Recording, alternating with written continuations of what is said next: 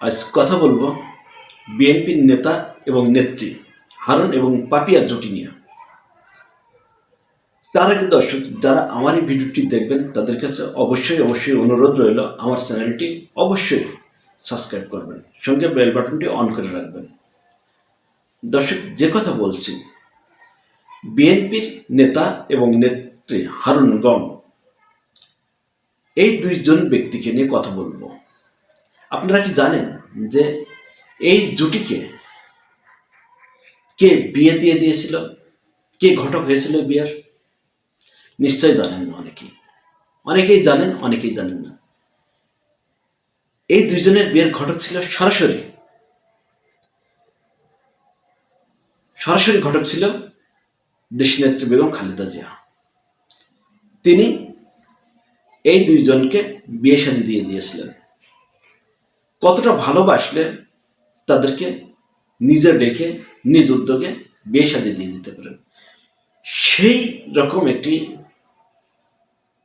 মমতাময়ী মা দলটির এবং তার সেই দলের নেত্রী সম্পর্কে, সেই দলের নেতা সম্পর্কে এই পাপিয়া কি কথা বলেছিল জানেন কি?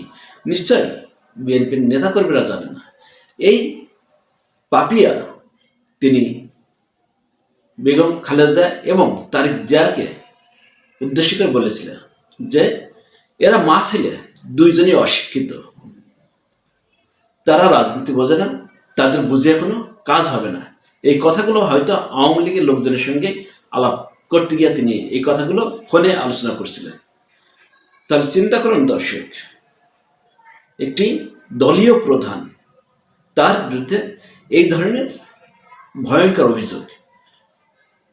জামাত ইসলামী নেতারা তারেক জিয়া এবং খালেদা জিয়া সম্পর্কে কখনো কোনো বাজে মন্তব্য করেনি, অথচ এই দলটিকে নিয়ে এই পাপিয়া সে এই ধরনের বাজে মন্তব্য করেছে। তারপরে আসেন তার স্বামী হারুন আর রশিদ, যিনি কথায় কথায় কোরআন হাদিস দিয়ে কথা বলেন।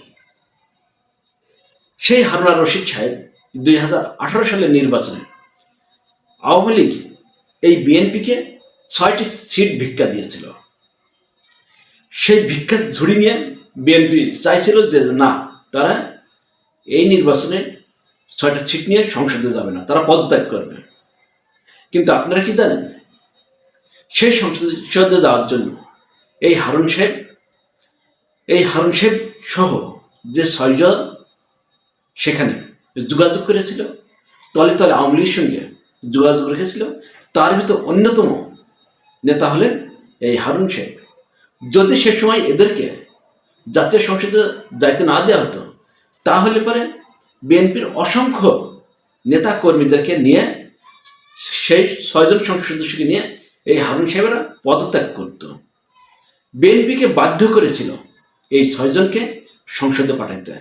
সেই দলের সে সময় আপনাদের মনে আছে, তাদের প্রধান মহাসচিব তিনি কিন্তু পদত্যাগ করেছিলেন, তিনি সংসদে গিয়েছিলেন না।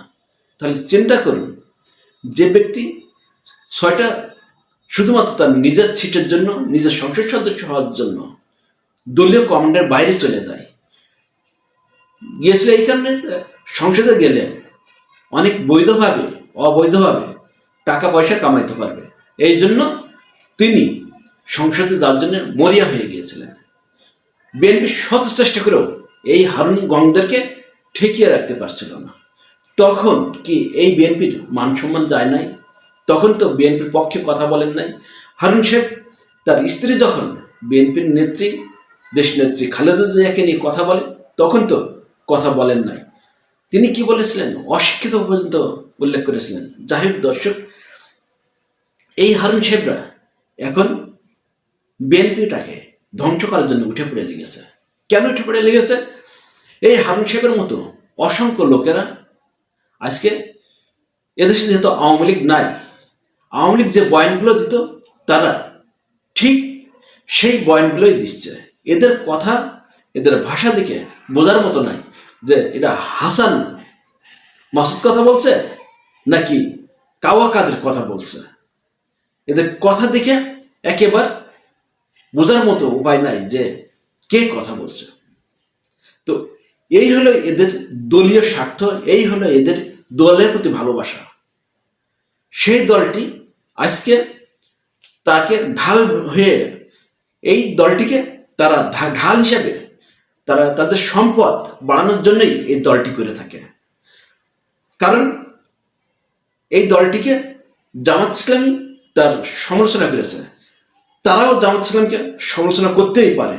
এটাই সৌন্দর্য, একদল আর এক দলকে সমালোচনা করবে, এটা জাতীয় পার্টি হয়ে যাবে না। কিন্তু তারা যখন মুখ দিয়ে আওয়ামী লীগের বয়ান, ভারতের বয়ান বের করে, তখন তো সন্দেহই লাগে যে এরা 18 সালে যেভাবে তলে তলে আওয়ামী লীগের সঙ্গে চুক্তি করে সংসদে গিয়েছিল, সেই আওয়ামী লীগ যেহেতু এদেশে নাই, তার দোসররা যেহেতু রয়ে গিয়েছে, তাদের ভারত বন্ধু যেহেতু রয়ে গেছে, সেই হারুন সাহেবেরা তলে তলে যে ভারত এবং আওয়ামী লীগের সিদ্ধান্ত কথা বাস্তবায়ন করছে কি না, এর কি কোনো গ্যারান্টি আছে? যাই হোক দর্শক, এই হারুন সাহেব যে ধরনের কথাবার্তা বলেছে, এই দলটিকে আরো ডুবানোর জন্য এগিয়ে গেছে। তিনি কি বলেছেন, যারা মদ বিক্রি করে তারা কিন্তু মদ খায় না, তারা বিক্রি করে, ব্যবসা করে। তাই জামাত ইসলাম যেহেতু নাম ইসলামিক দল দিয়েছে, তারা কিন্তু ইসলাম ধর্ম ঠিক মতো লালন পালন করে না, এ কথাও তিনি বলতে চেয়েছেন। তিনি এদেশের যে যুদ্ধাপরাধীদের ফাঁসি দেওয়া হয়েছে, তিনি সেই ফাঁসির রায়, সেই ফাঁসির বিচার এখনো চালিয়ে যেতে চান।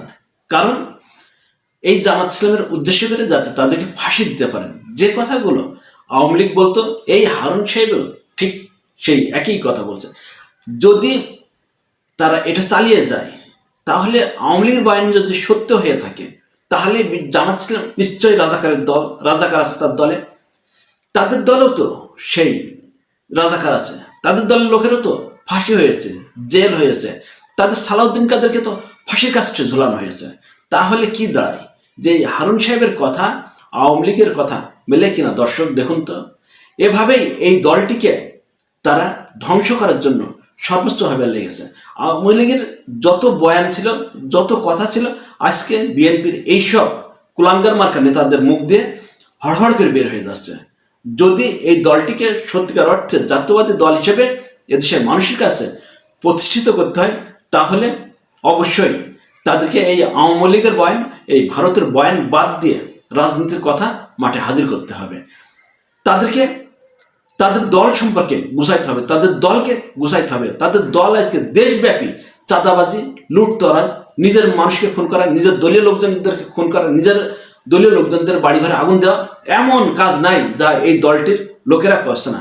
অথচ এরা রাষ্ট্রের রাজধানীতে বসে বসে আঙ্গুল চষছে, যা তারা নিজের দলটিকেও কন্ট্রোল করতে পারছে না। নিজের দলটিকে কন্ট্রোল করতে না পেরে তারা এই ধরনের অবস্থা শুরু করেছে, এই জামাতের বিরুদ্ধে শুরু করেছে, এই ডক্টর ইউনূস সরকারের বিরুদ্ধে শুরু করেছে আবল তাবল বকা। এই আবল তাবল যত বকবেন তত আপনাদের জনপ্রিয়তা কমবে।